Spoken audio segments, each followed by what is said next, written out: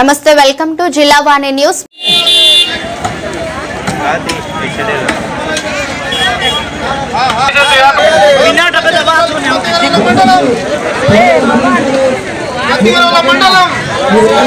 మధ్యగిరవుల మండలం 13 పంచాయతీలు కలిపి మధ్యగిరవుల మండలం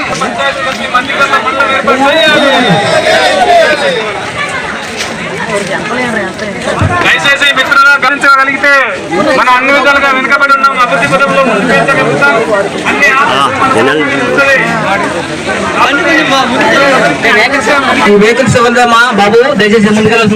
కిలోమీటర్ దూరం ఉంది.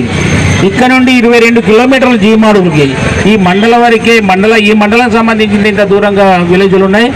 అలాగే ఇంజర్ పంచాయతీ అయితేనేమి, ఇటు కిల్లంకోట పంచాయతీ అయితేనేమి, మరి ఈ పంచాయతీ వారంతా కూడా దూరంగా ఉండి రేపు ఏ కార్యక్రమాలకైనా మండలం పోతే చాలా కష్టంగా ఉంటుంది.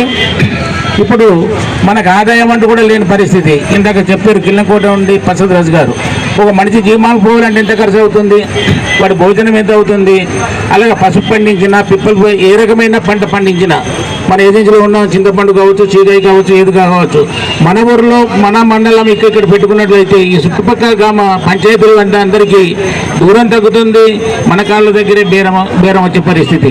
కాబట్టి ఇవన్నీ అర్థం చేసుకొని ఇది ఎవరికి సొంతం కాదు, ఏది కాదు, ఇది ప్రజలకు సంబంధించింది. ఈరోజు చాలామంది కుర్రోళ్ళు ఉన్నారు, డిగ్రీలు చదువుకున్న కుర్రోళ్ళు ఉన్నారు.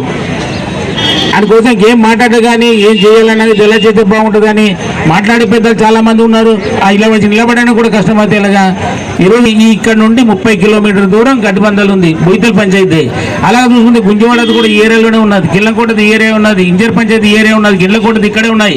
ఈ పంచాయతీ పెద్దలంతా కూడా రేపు ఏంటంటే సరైన పిలుపు ఈ మండలం కోసం పిలిపించినప్పుడు మీరు ప్రజలంతా కూడా కదిలి